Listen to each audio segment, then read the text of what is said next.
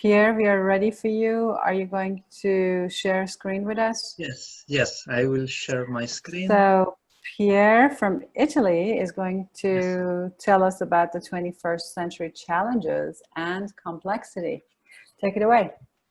Okay, thank you, Shnaban. And I also want to thank the scientific and organizing committees of this interesting international conference. The outline of my talk. First, I will show that we need an in-depth investigation of complex systems if we want to tackle the 21st century challenges. Then I will point out the main features of complex systems. In other words, the main features of what we might call natural complexity. Then I will demonstrate that facing the 21st century challenges implies tackling not only natural complexity, but also other types of complexity: computational, descriptive, and bioethical complexity. Then I will propose promising strategies to tackle the 21st century challenges, which are complexity challenges. And I will conclude with a thermodynamics of integration statement, advocating that the comprehensions of complex systems requires a new transdisciplinary theory. In my view, this theory will sprout from thermodynamics. Let's get started. The relevant purpose of science is to promote the technological development to solve practical problems and improve the psychophysical well-being of humans. New technologies often permit a more in-depth analysis of natural phenomena. A mutual positive feedback action exists between science and technology. Cutting-edge technologies allow us to manipulate materials at the nanometric and atomic scales, send robots in other planets of our solar system, and also engineer life, engineer living beings and cells. Even though a vertiginous technological progress has been taking place in the last 200 years or so, there are still compelling challenges that must be won. These are the so-called 21st century challenges. Let's see some examples of these challenges. There are diseases that are still incurable. For instance, cancer, HIV, COVID-19 pandemic. There are challenges regarding our productive activities. Natural resources must not be exhausted, and our economies must become circular. Manufacturing processes and human activities should not perturb the fragile stability of natural ecosystems. And we should avoid the warming of our planet. We try to predict the geological catastrophic events on Earth, such as earthquakes and volcanic eruptions. We strive to eradicate poverty from the Earth. We try to at least predict the unavoidable economic and financial crisis. We dream of guaranteeing justice in our societies. And we are obliged to face always new ethical issues that arise from a relentless technological development. Whenever we tackle one of these challenges, we actually need to deal with complex systems. And examples of complex systems are the living beings, the ecosystems, the climate, the geology, the macroeconomy, and the human societies. Apparently, they are so diverse. However, we can find some common features that are shared by all these complex systems. Which are these features shared by the complex systems? First of all the complex systems can be described as networks with nodes that are the elements of the network and links that are the... If you can please maintain your distance from your mic. Okay. Thank you. And nodes and links that are the relationships between nodes. Different complex systems have different architectures. In most of the complex systems, nodes and links are diverse and variable. Links are mutual, and networks are characterized by a high degree of nonlinearity. The second common features, complex systems are out of equilibrium in thermodynamic sense. If the complex system involves just inanimate matter, its behavior is driven by force fields. On the other hand, if the complex system involves living beings, its behavior is information-based. Third, complex systems exhibit emergent properties. The integrations of the properties of the nodes gives rise to features that belong to the entire network. The whole is more than the sum of its parts. The identification of the common features of complex systems induces to propose a formal definition of natural complexity that tries to go beyond any subjective and personal definition. Natural complexity is a multivariable function that depends on the multiplicity of the networks, the interconnections among the nodes of the networks. It depends also on the diversity of the nodes, diversity of the links, variability of the nodes, variability of the links, and it also depends on the integration of the properties of the nodes that gives rise to the emergent properties. But there is another common feature of complex systems. Current science cannot describe complex systems exhaustively. In other words, we find many difficulties in predicting the behavior of complex systems, especially in the long term. Why? Well, there are three main reasons. First, most of the computational problems regarding complex systems are solvable but intractable. Examples of problems that might be intractable are scheduling, machine learning, financial forecasting, solving the Schrödinger equation, the traveling salesman problem. According to the theory of computational complexity, all the solvable problems can be partitioned into two groups: the group of the polynomial problems and the group of the exponential problems. The problem is polynomial when the number of computational steps is a polynomial function of the dimensions of the problem, represented here by the capital letter N. All the polynomial problems are problems of recognition, and they are tractable, whatever is the dimensions of the problem. Unfortunately, there are also exponential problems. The problem is exponential when the number of computational steps is an exponential function of the dimensions of the problem.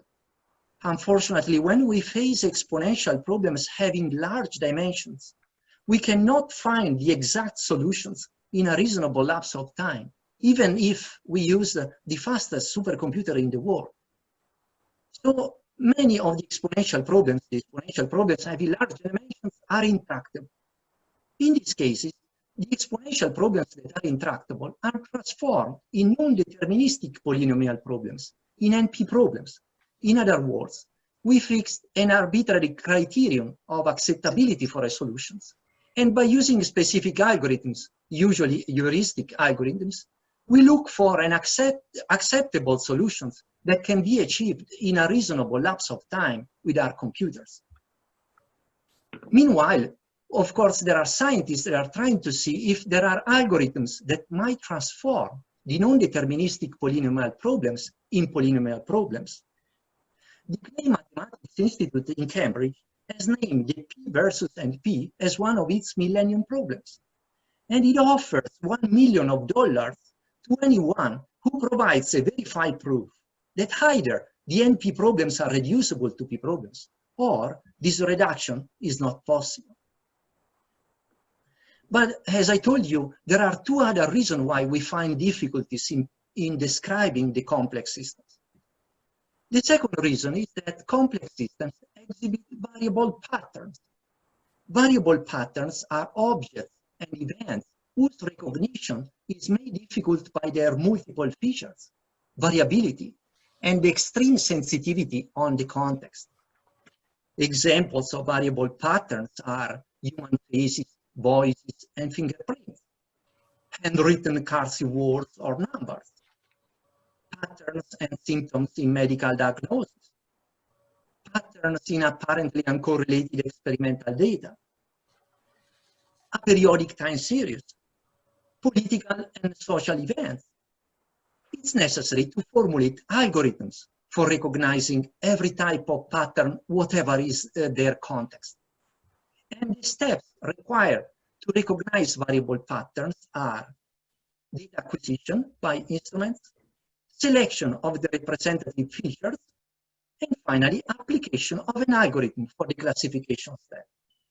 Unfortunately, all the algorithms that have been proposed so far for recognizing variable patterns suffer from universality and effectiveness. This difficulty we find in describing and recognizing variable patterns defines another type of complexity that we might name as descriptive complexity. But as I told you, there is a third reason why we find difficulties in predicting the behavior of complex systems. And the third reason is that the predictive power of science has intrinsic limitation. As far as the microscopic world is concerned, the Heisenberg uncertainty principle holds. According to this principle, we cannot determine accurately and simultaneously relevant features of a particle, such as its momentum and position. Therefore, the deterministic dream of predicting the dynamic of the universe based on the features of its ultimate constituents, that are the particles, wanes completely. We might think to limit the description of the complex systems to the macroscopic level. However, complex systems can exhibit chaotic dynamics, and chaotic dynamics are aperiodic and extremely sensitive to the initial conditions. And since the determinations of the initial conditions are always affected by unavoidable uncertainties and errors, the chaotic dynamics cannot be predicted in the long term by definition. Our limitation in the prediction of the behavior of complex systems make many ethical issues highly disputable. The unstoppable technological innovations induce humanity to constantly raise a basic question. It's always fair to do what technology makes doable. This is a tormenting question that has accompanied humanity from the beginning. Suffice to think about the myth of Prometheus and the novel Frankenstein by Mary Shelley. Nowadays, technology can manipulate, reshape, and engineer life. So complex bioethical issues arise. There are bioethical issues regarding the beginning of a new life. Examples are, is it fair to manipulate embryonic stem cells? Is it fair to originate genetically modified organisms? There are other issues regarding suffering and the end of a life. Is euthanasia fair? Is it fair to do experiments with animals? And moreover, there are new technologies that can significantly enhance human intellect and physiology. Should such enhancement technologies be used? It's hard to find answer to all these questions. They regard the essence of human life in its distinct stages. But every living being is a complex system, and we already know the substantial limitations we encounter in describing complex systems. So all these bioethical issues can define another type, a fourth type of complexity that we might name as bioethical complexity. Based on what I said so far, we can clearly state that the 21st century challenges are complexity challenges because they regard natural complexity, bioethical complexity that are connected with computational complexity and descriptive complexity. So the question is, how can we tackle the complexity challenges? Well, first of all, we need an interdisciplinary approach. Natural complexity must be addressed by all the scientific disciplines, including the social and economic disciplines. In addition, philosophy can help to find new methodologies, new models, and new theories to interpret natural complexity.